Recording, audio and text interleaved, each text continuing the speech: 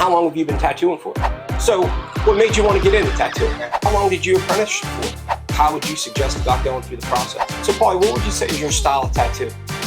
Today we're at Fairless Hills, PA at Evolution Tattoo. We're here to interview tattoo artist Paulie Smith. Paulie's been tattooing for 3 years. Paulie likes American traditional, Japanese traditional, and loves to do black and gray work. Now let's step inside and let's get in. What's up everybody, this is Buck. Thanks for stopping out at Tattoos and Review. I got Paulie Smith here from Evolution Tattoos. Paulie, where's the shop located at? Shop is located in Fairless Hills. It's 198 Lincoln Highway, right across the street from the Salvation Army. Easiest way to explain it. And how long have you been here at Evolution? I've been here for about maybe like two and a half years. Okay. In this location, yeah. And how long have you been tattooing for? So I got into tattooing around 2020.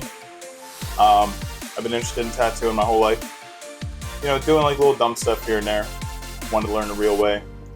I was at a different shop. I did 2 apprenticeships. Came here, had a lot of friends that worked here.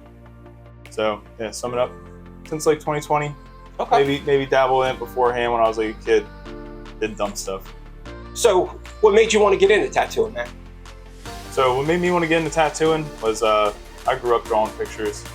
My grandfather was a painter. He got me into painting and drawing. It used to be cartoons. My brother always had tattoos, my oldest brother. He was more of like a jailhouse kind of guy. He would go to jail, come home with new tattoos, and you know, I thought he was the coolest guy in the world, honestly. Right on. Now, you said you drew a lot as a kid? Always. I was always drawing, painting, trying to do something. I used to try and do my own comic books. I used to do all that stuff. So yeah, there was never a time that I could think of that I wasn't drawing pictures. So you said you've only been tattooing for a couple years. How long did you apprentice for? I redid my apprenticeship here. It was about a year, 2 months. Apprenticeship's kind of like hit or miss, depends on how fast a person learns. Like I said, luckily I had some kind of experience. I just wanted to learn from people I trusted in the industry who I personally got tattooed by. So I feel like they helped me out a lot. Now, for somebody that would be interested in getting into tattooing, how would you suggest about going through the process? This is the process. Go and get tattooed. Go and hang out at shops. Draw every day. Learn new art skills, paint, charcoal, still lifes, anything like that. Test your limits on drawing. Like if you're not comfortable with something, keep doing it. Trace pictures. Trace them over and over again until you could replicate that drawing. But the biggest thing I said in the beginning is hang out at shops, get tattooed, meet artists, and become their friends. Honestly, that's the best way to do it. It's the old way of doing it, and I like tradition. So Paulie, what would you say is your style of tattoo? My biggest style is American traditional, Japanese traditional, and I like to dabble in black work, stuff like that, like heavy blacks. What's the most intriguing part about that style? For me, it would be the history behind it. Like without American traditional tattooing, there wouldn't be tattooing in America like how it is now. There wouldn't be walk-in shops. There wouldn't be that guy that has full sleeves if it wasn't for people like Sailor Jerry and Burt Grimm that like started like this whole thing. If it's been around this long, there's a reason. It just works.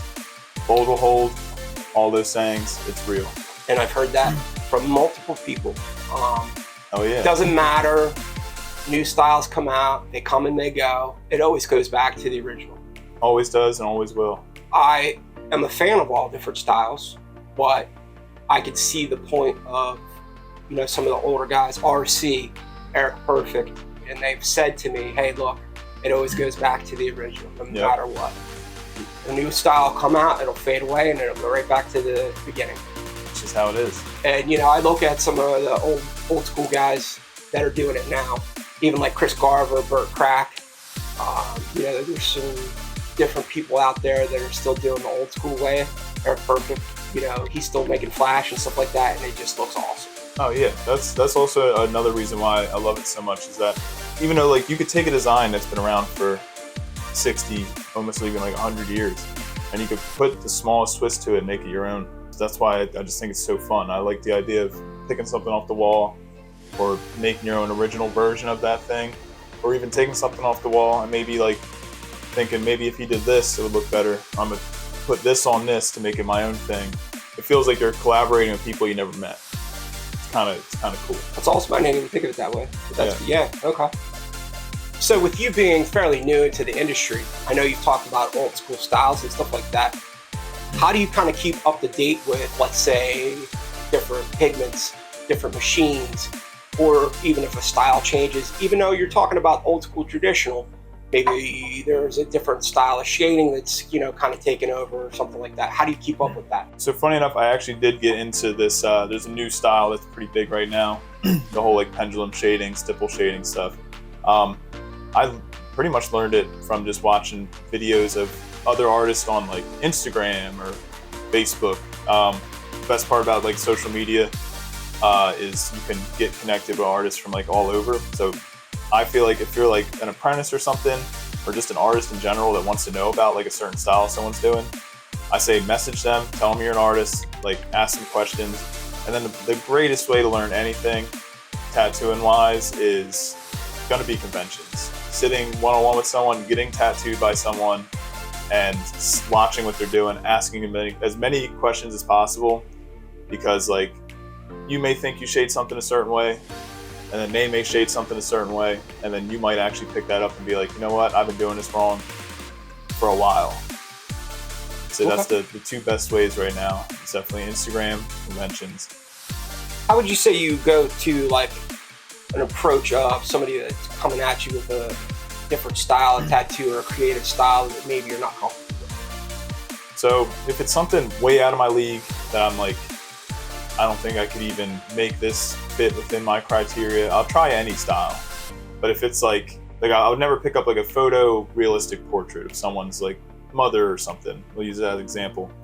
I know that I have coworkers that are confident enough in that style that I'll send them that way. I'd rather have someone get the best tattoo they can get, as long as it's from like our shop, than have to try and get that for like money's not worth not doing quality work. I would definitely recommend to someone else if it's something I couldn't do, or I could try and say like, hey, well, maybe you could do like something more neo-traditional, so it has like some realism to it, or maybe some like harder lines, different shading styles, kind of like show them like some custom work. They're not really into it and they just want like a photograph or something like that, and I'll definitely put them on to like one of my coworkers. So can you share like a particularly challenging tattoo that you've done with somebody where you kind of had to overcome some challenges, whether it would be the client themselves, or I know you just explained that somebody coming in here with a tattoo that you're not really your style, and how you kind of, move that on to the next person in the shop. But let's say it was a tattoo that is in your wheelhouse, you know how to do it, but you have a particularly challenging customer. How do you deal with that? So challenging customers. Definitely you need to be a people person for this kind of job. A lot of people are always like, I hear it a lot, and they're like, man, I wish I had your job, like, because I work in customer service and I'm tired of talking to people. And I'm like, then you don't want this job. This is the most customer service job in the world. I'm on people for hours, stuff like that. Some people can get really difficult. They could want to change things last minute, or the worst is like someone trying to tell you how to tattoo, like telling you where to run a line, how to run a line. They've never touched a machine before. They probably watched too many episodes of Ink Master, which is fine. But I would say it's just best to like be friendly, be kind, assure them that like you're gonna get good work. Like I know people get nervous getting this kind of stuff done, but like we've done apprenticeships, we've done work. We became professionals for a reason. This isn't someone's basement. So with that being said, you actually just brought up Ink Masters. How do you feel like that show has changed the industry, positively or negatively? So I feel like it has some positives and some negatives. Like some positives would be like it brought tattooing out there to way more eyes than people would ever see. People are learning new styles. Like no one under the age of like in their 20s would know like new school as much as they did if they didn't watch Ink Master, or maybe even like some people wouldn't know what traditional was or any of that kind of stuff. One of the negative ways I'd say it affects the industry, like I've tattooed like maybe like, you know, like 18-year-old kids. Well, you know, they're showing me like a tattoo like roughly around like that big, or like really confident shading, like a beautiful tattoo. Whoever did it did a really good job. And they're like, oh, well, guess how long that took? I'd say like, I don't know, like maybe like 45 minutes to an hour. They're like, yeah, can you believe that? Like it should have been only like 20 minutes. And I'm like, well, I mean, on Ink Master, it's not. It's a TV show. I think like some people get in their heads. Like, you know, you cut out the commercials and stuff. It's like they don't really listen to the amount of time they have. They just listen, or they look at the amount of watch time they put into an episode, and they just figure that you can do it that quick. Rushing is definitely not the answer for any kind of tattoos. So I think that I've had multiple people say that it definitely has impacted the expectations, whether it's time, whether it's type of tattoo, whether it's cost. So that's another thing where, you know, I think that some of these younger people think that you're going to walk in here and get a, you know, $1,000 tattoo for $400. It doesn't work that way. Yeah, you see it a lot. Yeah, unfortunately. Can you tell us about one of your more exciting or memorable projects that you've done? So I'm actually doing one right now. It's on a buddy of mine.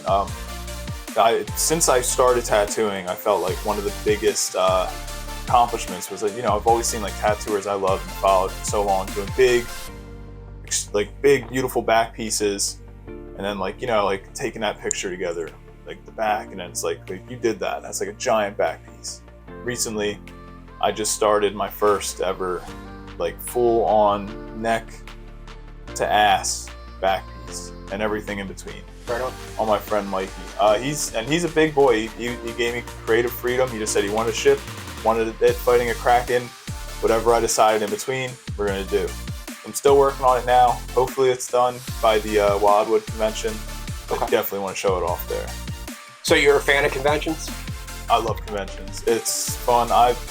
I'll go to conventions even if I'm not working them. I like going. I like talking to people. It's really good to like network at conventions for sure. Do you have a Instagram page? I do. What is it?